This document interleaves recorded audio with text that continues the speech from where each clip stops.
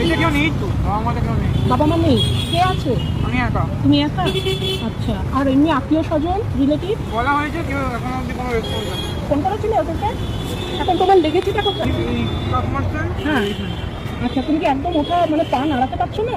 না, নাড়াতে পারছি, হ্যাঁ। মানে খুব হালকা, হুম। কিন্তু দাঁড়ানোর মতো অবস্থা নেই। আচ্ছা, পুলিশ এসে তো তোমাকে তো বাড়ি যেতে হবে, বাড়ি যাওয়ার মতো ক্ষমতা আছে?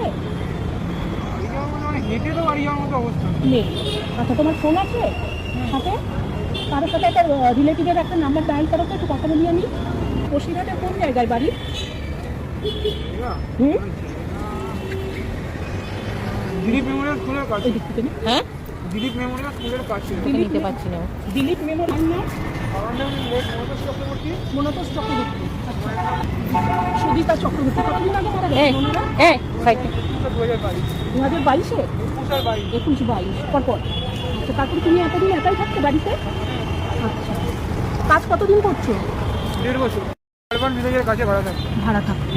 আচ্ছা, ঠিক আছে, তুমি তাহলে